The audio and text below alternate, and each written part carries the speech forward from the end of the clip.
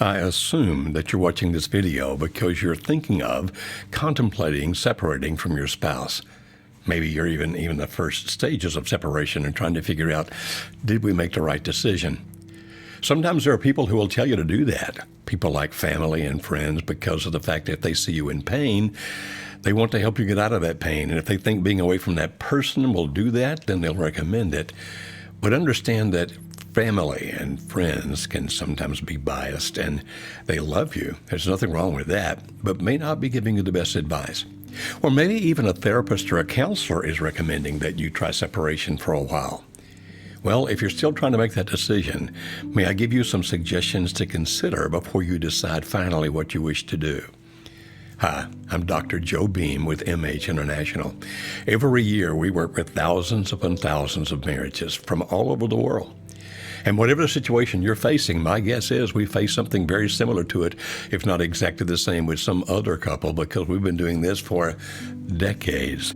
So based on our experience with thousands of couples, may I give you 7 things to consider as you make your decision about separation. The first thing is this.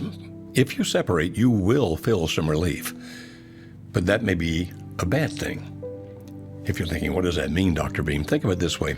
If you're in conflict with each other and you're thinking, well, separating somehow can just ease that out, smooth that out. And so therefore you go live over there and I'll go live over here, or I'll stay here and you go away, whatever the situation might be, you'll almost immediately feel some relief when the other person leaves or you leave. Why? Because you're not facing each other with that conflict every day.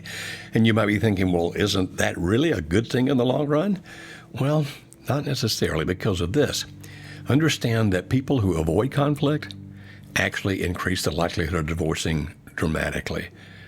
Several research projects over several years have indicated that people who do not argue, who don't face the conflict, are people who will, in all likelihood, divorce each other. And so while you might get some degree of peace, you actually decrease the likelihood of putting the marriage back together. Now, if you're thinking, well, I don't want to put the marriage back together, then my question is, why are you doing a separation? I mean, are you going to do it because you think somehow it lets the other person down easier? Well, we'll separate first, but my real intent is to get a divorce. Actually, if you do that, you're just elongating the pain for your spouse and for you, because of the fact that they'll still have some hope. We'll figure this reconciliation out. We'll put it back together. And if that's not your intent, may I suggest that you have the integrity to not deceive the other person. If your intent is to leave, then make it clear that you're going to leave. Not just for a separation, but to end the marriage with a divorce. And if you are going to just separate, thinking, well, it'll solve the problems, it probably won't, because of the fact that you're not going to deal with the conflict that you need to deal with.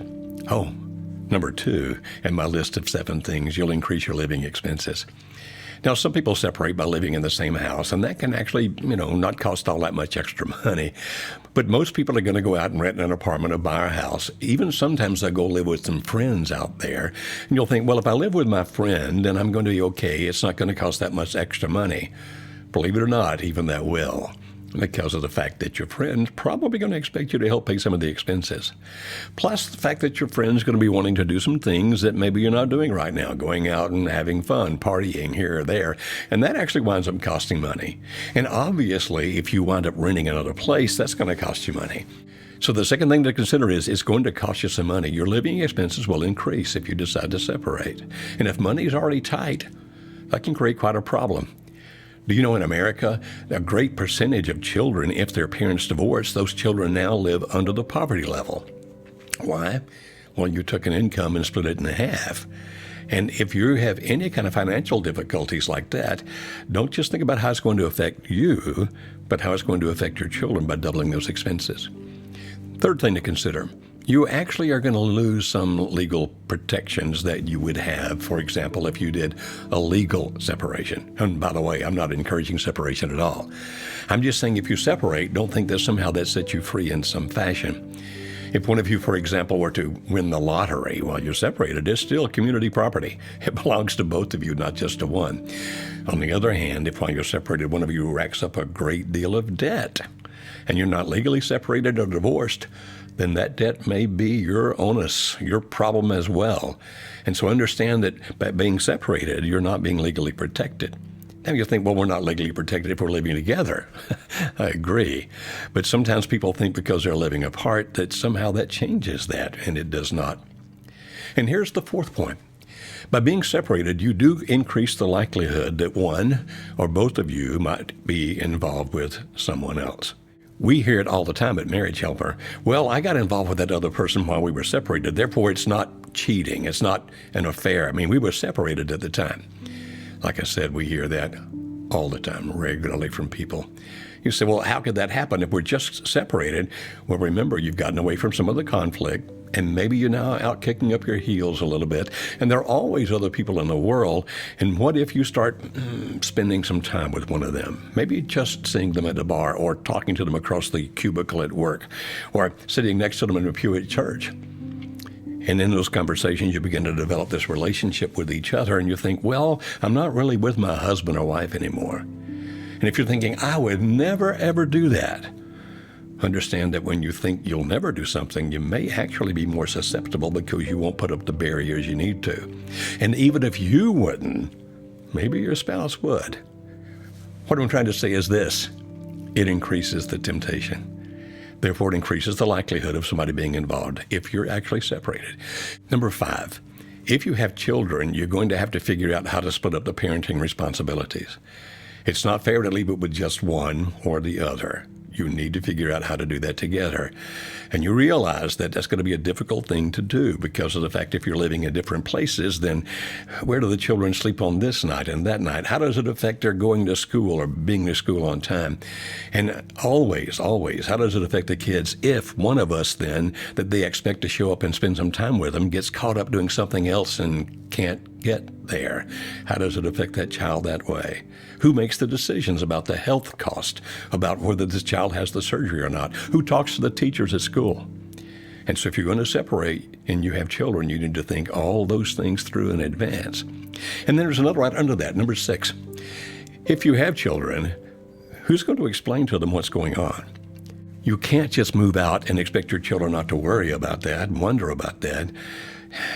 You really should sit down with them, the two of you together, and have a conversation. Based on their age, obviously, it determines what you tell them and what you don't, but don't lie to them. Don't be dishonest. And be open in every way with your children so they don't worry about what they don't know. You know in your life, because it happens to all of us, sometimes the scariest things are the things we're not real sure about, the things that we don't know.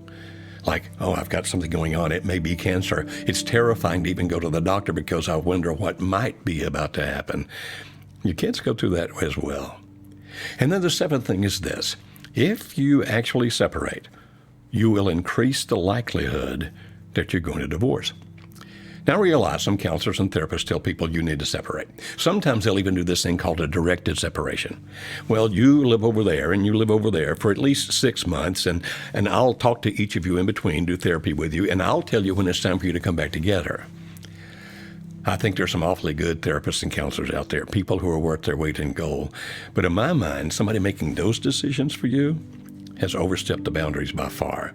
What gives him or her the right to tell you when it's time to come back together, where you should live, where you should be, what you should do? You see, it's easy for people to make decisions for you because they don't have to live with the consequences of those decisions. And so even if some professional is telling you to split up, understand this: it will increase the likelihood that you actually will divorce. Well, let me refer you to a study, for example. This was published back in 2015 in the Journal of Marriage and Family. It's in volume 77, by the way, if you want to go find that. It's written by, or study done by, I should say, some PhDs at Ohio State University. And they were looking at some data that had been collected by other people. It's called the National Survey of Family Growth. Sometimes we just abbreviate that to NSFG. And this particular study covered 2,216 people. Now, by the way, if you want to go look up the scholarly article, feel free. You'll see they refer to 2 different studies. This is the one that's actually easier to understand. And they followed these people, now not the people from Ohio State, but the people doing the original thing, the National Survey of Family Growth. So these PhDs at Ohio State, they get that information and look how it tracks over time.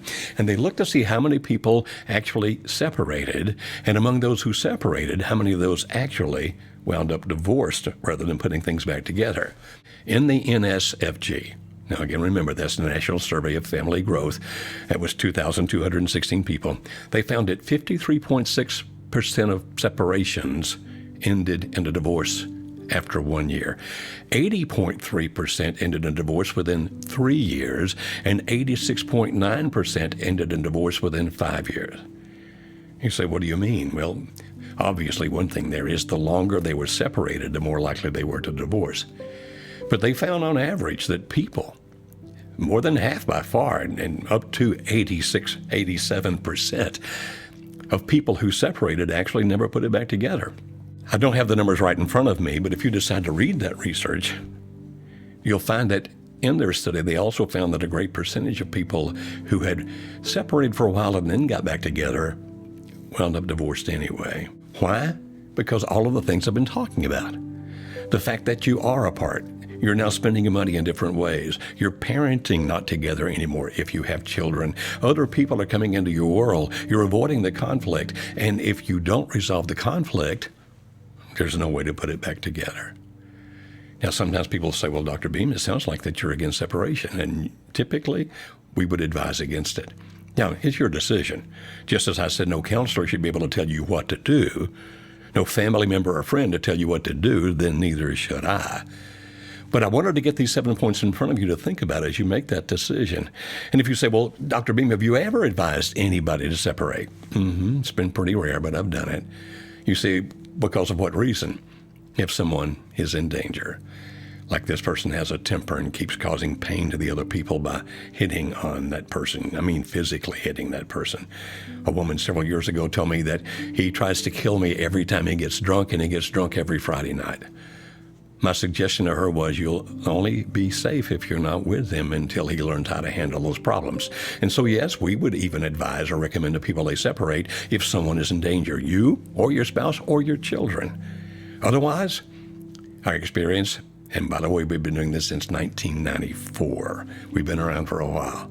Like I said, thousands upon thousands of couples we work with. And our experience is that separation most often leads to divorce rather than reconciliation. So, rather than running from your problems, if you really still think there might be a chance, why not see if you can work through those problems? And if you're thinking, oh my goodness, we've been doing that already and it's not working, may I recommend this? You'll talk to one of our client representatives, and these are people who help you by listening to you to find out exactly what your problem is, and then guiding you to whatever resources we have that can best help you with that situation. Or if we are not the ones, to tell you that we aren't the ones. We don't want to take your money to help you when we know we can't. So, should you try the separation? It's your decision. But think through your motives. What are you really trying to do? Think through these 7 points. And if we can help, we'd love to talk to you about this. Thank you very much for watching.